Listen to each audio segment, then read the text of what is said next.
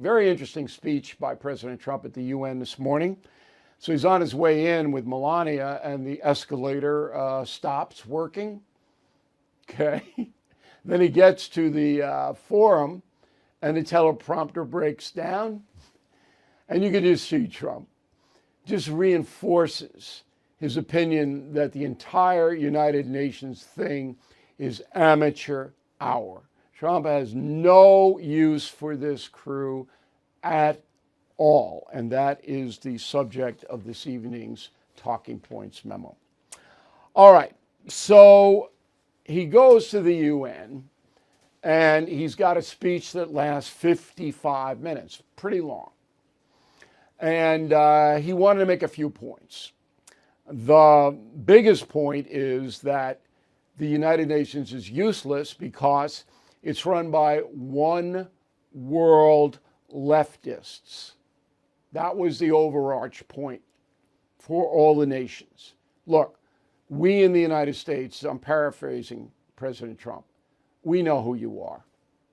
And you're not in the business to help calm wars down or do anything other than promote leftist ideology. That was what Mr. Trump wanted to get across. Okay? It's appropriate. You make up your mind on it. But that's what he wanted to do. Now, he began by talking about U.S. politics. Now, he knows, you know, I know, nobody in that room gives a whit about U.S. politics. But Donald Trump cannot help himself. He can't. Roll the tape. And here in the United States, 4 years of weakness, lawlessness, and radicalism under the last administration delivered our nation into a repeated set of disasters. 1 year ago, our country was in deep trouble, but today, just 8 months into my administration, we are the hottest country anywhere in the world, and there is no other country even close. Okay. Did that impress anybody at the United Nations? No. Is it true? Maybe. Certainly we are the most powerful economic engine in the world.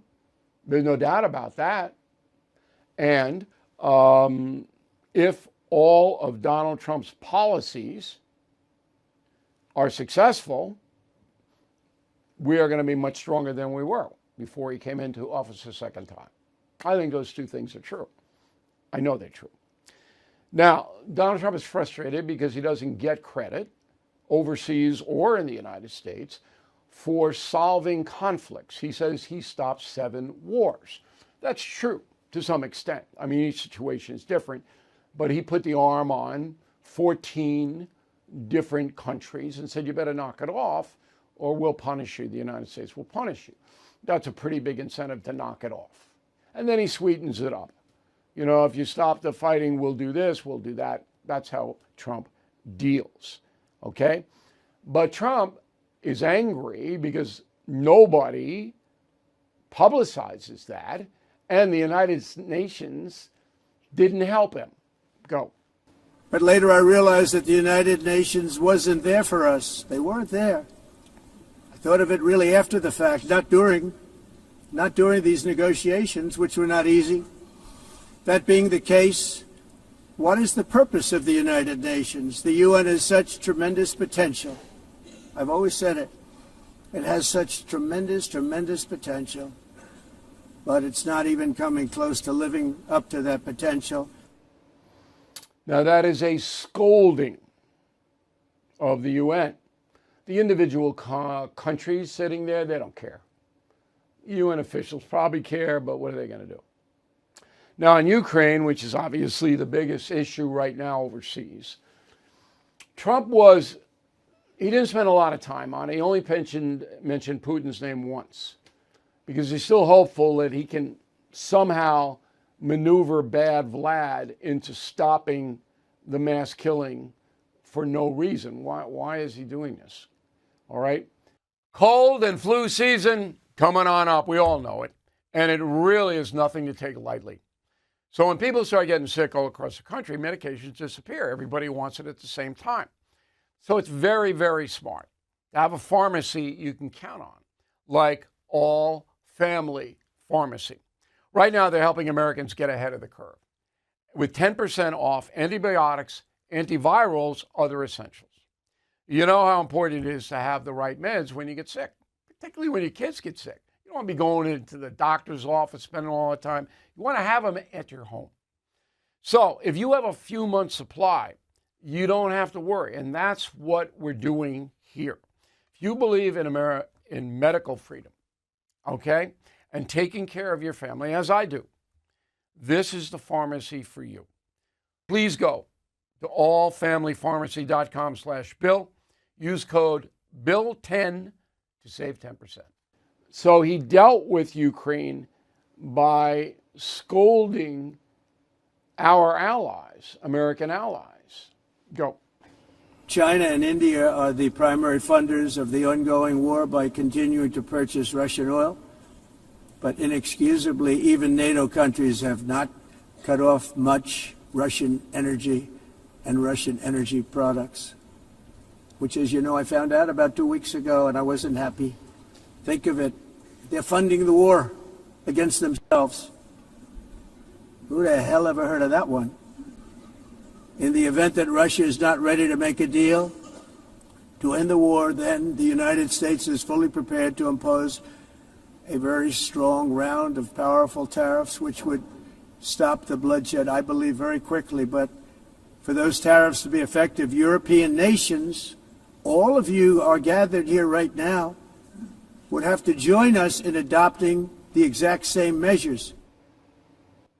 Okay, and that was it for Ukraine. Now, the countries that buy Russian oil at this point are Turkey, Hungary, Slovakia, France. Boy, that's bad.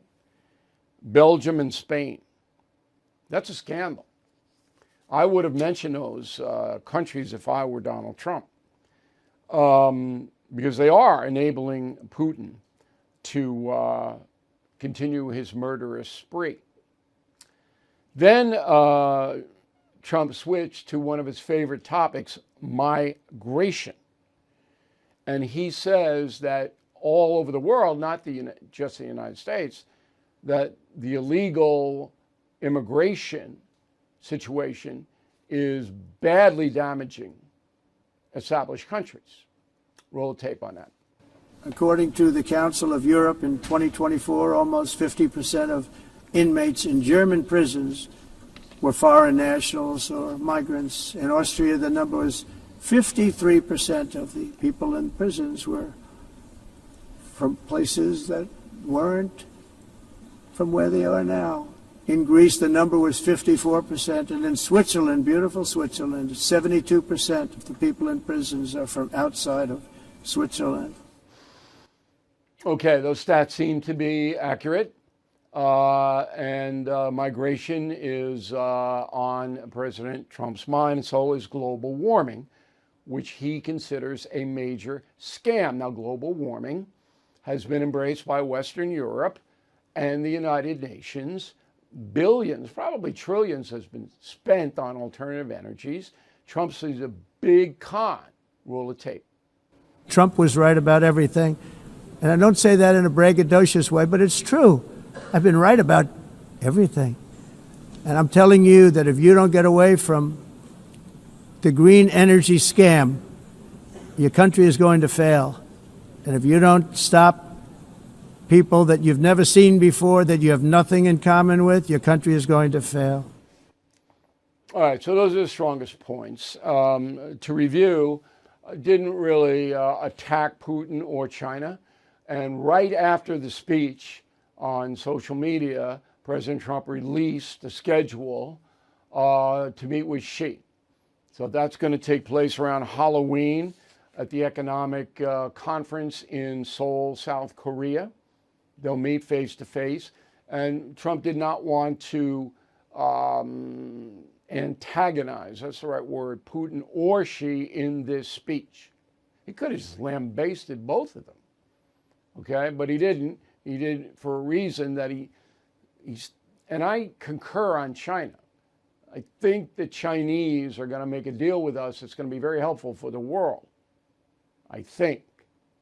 Putin is, as I said, and if you read my book, Confronting Evil, my God, the guy is just a psychopath now. And the kicker on it is that in order to stop Putin, Trump's got to convince China to pull away from him. That is the key. He might be able to do it. All right? As far as Gaza and the Middle East, touched upon it a little bit. 157 countries say they want to recognize a Palestinian state, but there is no Palestinian state to recognize. So I'm sitting there going, okay, it's all right with me, you want to recognize a Palestinian state, but go ahead, try to find them. Hamas runs Gaza, Hezbollah runs the West Bank. We're going to negotiate with terrorists, and that's what Trump says. If you prop up a Palestinian state, this is a reward to Hamas. That's why the USA won't do it. I might handle it a little bit differently if I were president, but I have no objection because it's true. The terrorists control the Arab presence around Israel. There's nobody else. So you can recognize anybody you want, but see if they return your phone call, because there's no phones and there's no building. And that's the memo.